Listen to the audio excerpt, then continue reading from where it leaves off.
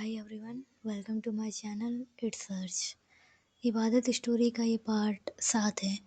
इसके पिछले भाग में हमने देखा था कि अनिका राधिका के सामने हीरोपंती कर रही थी, पर अनिका की हीरोपंती उसी पर उल्टी पड़ जाती है और अनिका आउट हो जाती है। अनिका के आउट होने पर राधिका की हंसी छूट जाती है। जब इन लोगों की दोबारा मुलाकात होती है शाम के वक्त बालकनी में, तो राधिका अनिका को देखकर बार बार हंस रही थी। यहाँ पर अनिका वो बात भूल चुकी थी। जब अनिका को वो बात याद आती है कि राधिका क्यों हंस रही है उस पर, तो अनिका को थोड़ा साइनेस फील होता है और वो अपने कमरे में आकर डिसाइड करती है कि कल कुछ ऐसा करेगी, सब उसे देखते रह जाएंगे। पार्ट यहीं तक हुआ था। अब इस भाग को शुरू करने से पहले हमेशा की तरह एक शायरी इस तरीके से है कि गुरूर में रहने वाला मैं, जब उसके सामने मोहब्बत की भीख मांगी, तब समझ में आया मोहब्बत क्या है। उसने मुझे ठुकराकर जब किसी और का हाथ थामा, तब समझ में आया किस्मत क्या है। इतना सब कुछ सह कर जो मैं खामोश रहा, तब समझ में आया खामोशी क्या है। उसके जाने के बाद जो मैं सारे रिश्ते तोड़कर अलग रहने लगा, तब समझ में आया अकेलापन क्या है। ये सब अपने अंदर दफ़न करके जो मैं मुस्कुराया, तब समझ में आया मुस्कुराहट क्या है। और एक फिर रोज़ अपनी कहानी जब दोबारा पढ़ के देखी और चीज़ों को जाने दिया, तब समझ में आया ज़िंदगी क्या है। कैसी लगी बताइएगा। अब शुरू करते हैं इस पार्ट को। अनिका सुबह सुबह तैयार होती है कॉलेज जाने के लिए। अनिका अपनी कार को लेकर सबसे पहले अनु के घर जाती है। वहाँ से अनु को पिक करती है। अनिका ड्राइव कर रही थी। अनु अनिका के बगल के सीट में बैठी थी। अनिका अनु से कहती है कि आज शाम ये लोग फिर से क्रिकेट खेलेंगे, जिस पर अनु भी डन कर देती है। इन लोगों का कॉलेज ओवर होता है शाम के वक्त 5 बजे। अनिका और उसके दोस्त प्लेग्राउंड में थे। इन लोगों की चहलकदमी वहाँ पर थी। आवाज़ें तेज़ थीं और ये आवाज़ें राधिका के रूम तक जा रही थी। राधिका हमेशा की तरह अपनी पढ़ाई ही कर रही थी। जब उसे इन लोगों की आवाज़ सुनाई देती है तो पहले तो वो नहीं आती, वो जाने देती है और अपनी पढ़ाई पर फोकस करने का ट्राई करती है। यहाँ पर बैटिंग करती हुई अनिका शॉट पर शॉट मारे जा रही थी, पर बीच में जो भी उसे टाइम मिलता था वो अनिका राधिका के विंडो पर देख रही थी। अनिका 2-3 बार देखती है, पर राधिका वहाँ पर नहीं आई थी। अनिका को लगता है कि आज राधिका नहीं आएगी, पर जब चौथी बार अनिका राधिका के विंडो पर देखती है तो वहाँ पर राधिका थी। राधिका का फोकस नहीं हो पा रहा था, इसलिए वो अपने रूम की विंडो पर आती है और प्लेग्राउंड को देखने लगती है, जहाँ पर अनिका हमेशा की तरफ बैटिंग ही कर रही थी। आज अनिका अपने पूरे फॉर्म में थी, क्योंकि उसे दिखाना था कि वो अच्छा खेल सकती है और राधिका के सामने अपनी एक इमेज बनानी थी। कल, या कह सकते हैं कल जो उसकी बेइज्जती हुई थी, उसका बदला अनिका को आज लेना था। राधिका के वहाँ पर आते ही अनिका राधिका को देखती है और उसके फेस पर एक स्माइल आती है। अनिका जिसका वेट तब से कर रही थी, वो पर्सन अब आ चुका था। राधिका अनिका की तरफ देखती है। अनिका वहाँ से ही राधिका को हाय का वेव करती है, जिसका रिस्पॉन्स राधिका देती है। अनिका राधिका को देखकर कहती है, ये वाला देखना। और अनिका अपने पूरे फॉर्म में खेल रही थी, शॉट पे शॉट मार रही थी। यहाँ राधिका अनिका को देखकर एक पल के लिए शॉक हो जाती है।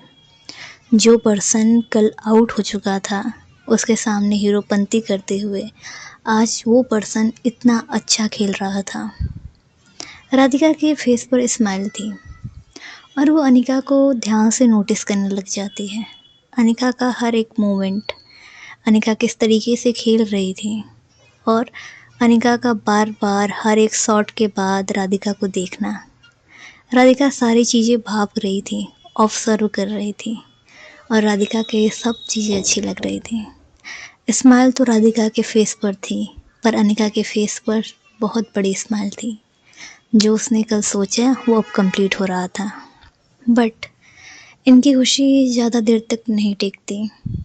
एक बॉल आता है जो कि अनिका के ध्यान न होने के कारण अनिका के सर पर लग जाता है। ये अनिका के लेफ़्ट आइज़ के थोड़ा से ऊपर लगा था। जैसे ही अनिका को वो बॉल लगती है, यहाँ राधिका अनिका की तरफ देखती। राधिका को अपने बॉडी में एक अलग सा पेन होने लगता है। राधिका एक सॉफ्ट हार्टेड पर्सन थी। जैसे ही अनिका को चोट लगती है, अनिका से ज़्यादा राधिका को पेन हो रहा था और राधिका की आंखों में आंसू भी आ चुके थे। बॉल काफ़ी तेज़ थी और अनिका को काफ़ी ज़ोर की लगी भी थी। जैसे ही बॉल अनिका को लगती है, अनिका के हाथ में जो बैट था वो उसके हाथ से छूट जाता है और अनिका का हाथ जहाँ पर चोट लगी थी वहाँ पर जाता है। अनिका को जैसे ही चोट लगती है, अनु दौड़ते हुए अनिका के पास आती है और उससे पूछती है। तब तक सारे फ्रेंड भी वहाँ पर आ चुके थे। इन लोगों का एक घेरा बन चुका था। अनिका दर्द से करा रही थी। उसे बहुत तेज की लगी थी। यहाँ राधिका अनिका की तरफ ध्यान से देख रही थी। उसे भी पेन हो रहा था। राधिका को देखा नहीं जाता। वो वहाँ से हटती है और अपने रूम का डोर खोलकर हॉल में आती है, जहाँ पर उसकी माँ भी थी। राधिका को ऐसा देखकर वो पूछती हैं। राधिका जल्दीबाजी में वहाँ से निकलती है। वो अपने माँ के सवालों का जवाब नहीं देती और वो प्लेग्राउंड में आती है। यहाँ ये लोग अनिका को घेरे हुए थे। अनिका की आंखों में आंसू आ चुके थे। लगी तो उसे बढ़िया वाली थी, तो उसके भी आंखों में आंसू थे और वो नमी ली थी अपने आंखों में और रो भी रही थी। बट इन दोस्तों की आवाज़ में जब उसे राधिका की आवाज़ आती है, अनिका एकदम चुप हो जाती है। उसे राधिका के सामने वीक नहीं लगना था। वो अपने आंखों का आंसू पोंछती है। राधिका इनके दोस्तों को साइड करते हुए वहाँ पर आती है और अनिका की तरफ देखती है।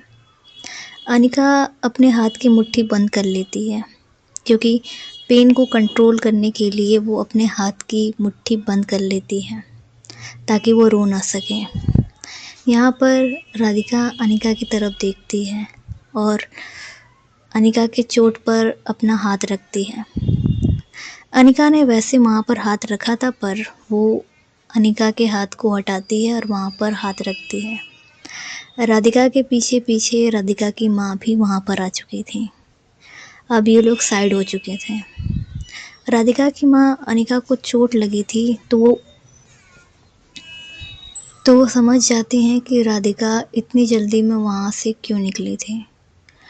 राधिका अनिका से आस्क करती है, पूछती है कि ज़्यादा लगी है। अनिका अपने हाथ की मुट्ठी बंद की थी।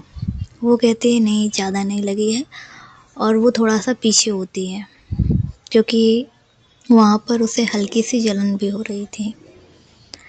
यहाँ पर राधिका जाती है अपने घर पर। फर्स्ट एड बॉक्स लाती है और अनिका के चोट पर लगाती है। राधिका का वो टच, वो परवाह करना अनिका के लिए एक बहुत बड़ी बात थी। अनिका को एक स्पेशल जैसी फीलिंग आती है। राधिका भी परेशान थी, पर राधिका की इस परवाह ने अनिका के हाथ की जो मुट्ठी थी दर्द के कारण, वो धीरे धीरे वो ढीली होने लगती है। यहाँ राधिका की माँ अनिका को समझा रही थी कि बेटा, आपको ध्यान से खेलना चाहिए था, आपको लग चुकी है। यहाँ राधिका जैसे ही चोट पर थोड़ी बहुत लगाती है क्रीम व्रीम, उसके बाद वो अनिका से आस्क करती है कि कैसा फील हो रहा है। अनिका अपनी धुन में खोई हुई थी। राधिका के इतने करीब होकर अनिका का जो दिल था वो धड़कने लगता है। राधिका की इस परवाह ने, इस फिक्र ने अनिका का दिल जीत लिया था। अनिका अपने ख्यालों से बाहर आती है और कहती है ठीक है, अच्छा फील हो रहा है, बेटर हो रहा है फील। यहाँ पर राधिका कहती है कि आपको ध्यान से खेलना नहीं बन रहा था, क्या ज़रूरत थी मुझे बार बार दिखाने की। यहाँ पर अनिका कहती है कि सॉरी। क्यों कहती है कुछ नहीं पता, वो बस कहती है सॉरी। इसके बाद राधिका कहती है ख्याल रखिएगा अपना, और राधिका अपनी माँ के साथ अपने घर पे चली जाती है। राधिका की ये नेचर अनिका का दिल तो ले ही चुकी थी। यहाँ पर अनिका भी अपने घर पर जाने के लिए तैयार होती है, पर अनु अनिका को रोकते हुए पूछती है कि ज़्यादा लगी है, और उसका मूड हल्का करने के लिए अनु कहती है कि अब भाभी ने इतनी परवाह कर ली है तो दर्द हो ही नहीं रहा होगा, जिस पर दोनों भी हंसते हैं। और अनिका कहती है पागल है तू। अनु कहती है कि तेरे फेस की स्माइल और वो जो तूने मुट्ठी ढीली की थी सब मैंने देखा था, पता चल गया था मुझे। अनिका कहती है ऐसा कुछ नहीं है। और फिर अनिका कहती है कि अभी मम्मा सुनाएंगी सो अलग। अनु कहती है ऑल द बेस्ट बेटा, और अनिका वहाँ से अपने घर पर आती है। अनिका अपने रूम में जाती है, वो अपने माँ के सामने नहीं आना चाहती थी। आज अनिका किचन में नहीं जाती है अपनी चाय लेने, जिस पर अनिका की माँ को डाउट हो जाता है और वो घड़ी पे टाइमिंग देखती हैं, टाइम हो चुका था। अनिका इस वक्त दौड़ते हुए आती थी चाय लेने के लिए, पर आज नहीं आई थी। तो अनिका की माँ चाय का कप लेकर अनिका के रूम में जाती हैं। अनिका अपना दर्द छुपाना चाहती थी, क्योंकि वो जानती थी अगर उसकी माँ देखेंगी तो उसे बहुत ज़्यादा सुनाएंगी, पर क्या कर सकते हैं, किस्मत ख़राब हो तो। वहाँ पर उसकी माँ आ जाती हैं। अनिका अपना बैग करके बैठी हुई थी। उसकी माँ टेबल पर चाय का कप रखती हैं और अनिका से कहती हैं कि क्या हुआ, आज चाय लेने के लिए नहीं आई थी। जिस पर अनिका कहती है कि नहीं माँ, वो मन नहीं था चाय पीने को। अब यहाँ पर अनिका की माँ कहती हैं कि क्या हुआ है, मुझसे फेस टू फेस बात कर, ये पीठ क्यों दिखा रही है। अनिका कहती है कि नहीं माँ, कुछ नहीं हुआ है। तो उसकी माँ वहाँ पर आ जाती हैं जहाँ पर अनिका और उनका फेस एक दूसरे के आमने सामने हो। अनिका अपना फेस डाउन करके बैठी थी और जहाँ पर उसे चोट लगी थी वहाँ पर अपना हाथ रखी हुई थी। तो अनिका की माँ कहती हैं कि हाथ हटा। तो अनिका कहती है नहीं माँ, कुछ नहीं हुआ है। तो उसकी माँ अनिका का हाथ वहाँ से हटाती हैं। अनिका की आंखें सूज चुकी थी, जहाँ पर चोट लगी थी वो भाग पूरी तरीके से सूज चुका था। उसकी माँ कहती है ये कैसे लगी, फिक्र भरी आवाज़ में, ये कैसे लगी।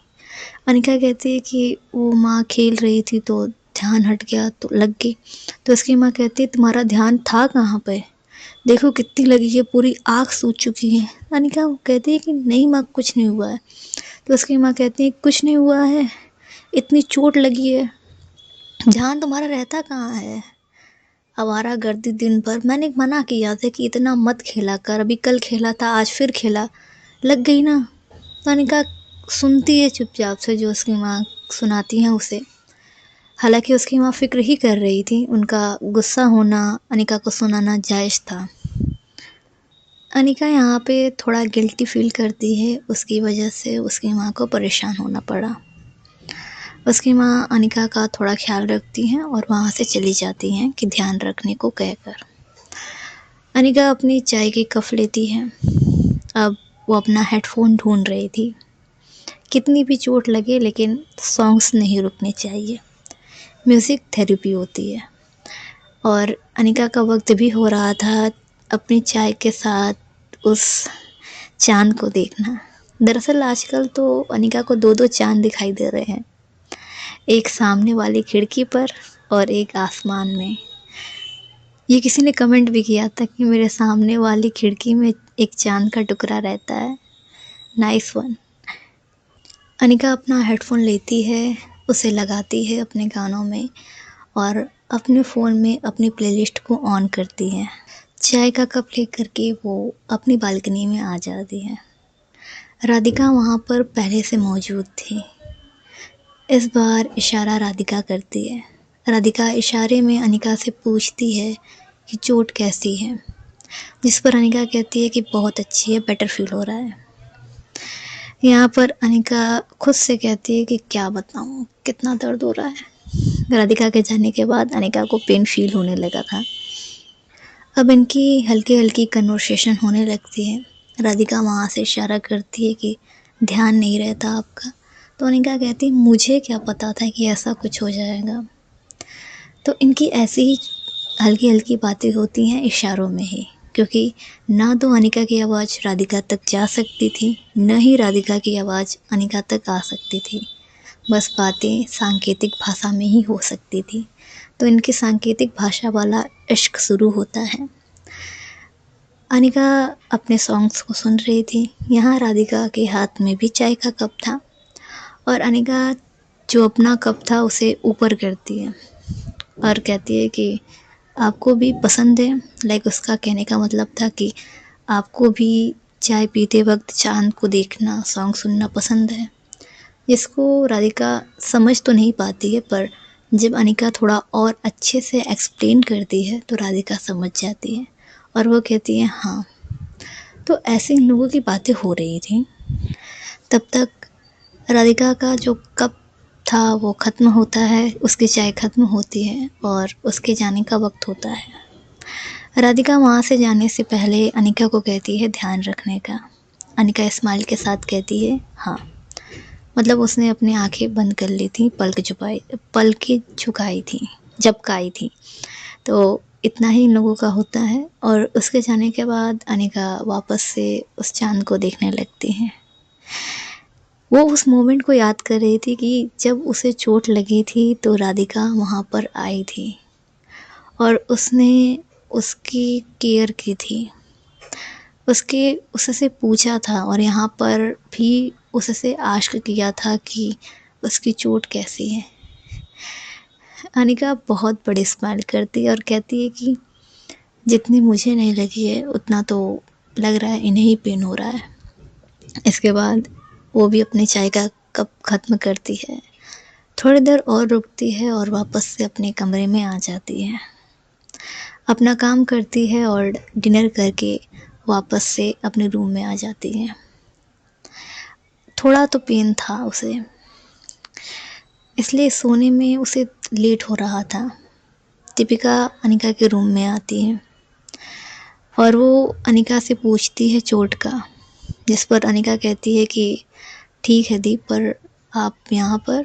दीपिका कहती है कि नहीं, वो माँ ने बताया तो आई हूँ पूछने के लिए, वरना तुझे चोट लगे मुझे क्या। अनिका कहती है आती आप बहुत ख़राब हो, तो मुझे लगी हुई है, आप ऊपर से मेरा मजाक बना रही हैं। दीपिका कहती है ध्यान से खेला करना, ध्यान तेरा रहता कहाँ है, हमेशा कुछ न कुछ लगा ही लेती है। तो अनिका कहती है कि दी यार। दीपिका कहती है ठीक है, ख्याल रखियो। उसके बाद वो भी वहाँ से चली जाती है।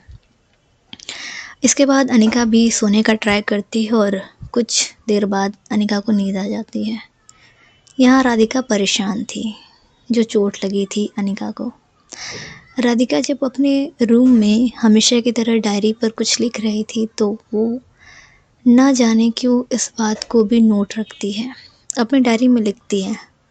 बेसिकली राधिका कुछ चीज़ें अपनी डायरी में लिखती थी, जैसे कि अपने डे के बारे में, अगर उसने कुछ अलग किया है तो उसके बारे में, ताकि कभी भी उसे टाइम मिले और वो उस डायरी को पढ़े तो उसे लगे कि हाँ उसने कुछ किया है, अपनी मिस्टेक से कभी कभी सीखे। जो बोलते नहीं हैं वो लिख लेते हैं। राधिका का यही नेचर था। उस दिन जब वो आई थी वहाँ से शिफ्टिंग के दिन, तो उसने वो लिखा था जो उसे हो रहा था, अपसेट जो थी वो पूरा उस पर लिखी थी। तो आज जब वो अपने डेली डे को लिख रही थी वहाँ पर डायरी पर, तो उसने ये वाली बात भी नोट डाउन की थी, पता नहीं क्यों। और जब ये नोट डाउन की थी तो उसे अनिका का ख्याल आया था और वो कहती है कि पागल लड़की, क्या ज़रूरत थी मुझे दिखाने की, देख तो रही थी कि खेल रही है, अच्छा खेल रही है, हीरोपंती ज़्यादा करने की होती है, तो गुस्सा भी खो रही थी। तो आज की कहानी यहीं तक, मिलते हैं अगले भाग में। कैसी लगी बताइएगा, अच्छी लगी तो चैनल को लाइक शेयर एंड सब्सक्राइब कीजिएगा। धन्यवाद।